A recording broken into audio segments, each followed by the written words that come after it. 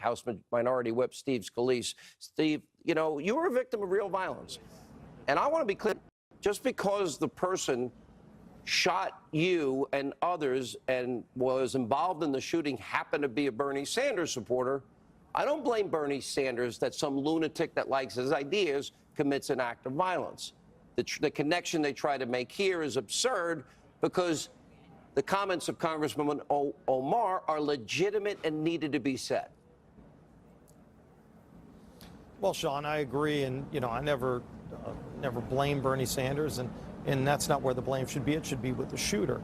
But in the case of what Congresswoman Omar continues to say, first of all, I'll start with the anti-Semitic comments that are incredibly offensive, not just to Jewish people, but to people all around the world who love freedom, who love our relationship with Israel, and the ability to support a country that actually stands for democracy in the Middle East. And then you shift over to what she said about 9/11, and some people did some things. Look, I was in New York last week, and let me tell you, the nerves are incredibly raw. You're there in New York right now.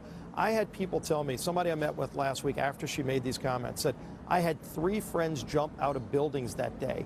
And for her to say that, how offensive it is to them, and instead of apologizing, she doesn't apologize for any of this because she believes it. And she doesn't care how many people that she offends. They try to shield her and say, you can't criticize her.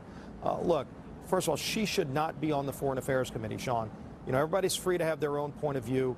If you say offensive things, you ought to apologize to people you offend. She won't do that. But Nancy Pelosi puts her on the Foreign Affairs Committee, where she helps shape America's foreign policy. And Democrats refuse That's the thing that's most offensive. Criticize her by name. They refuse to take her off.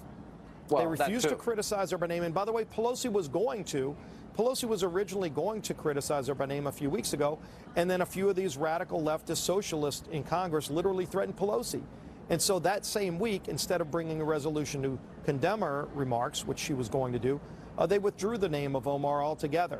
And so you can tell they're afraid to stand up against her. So she continues to make these kind of outrageous and incredibly offensive comments as a sitting member of Congress.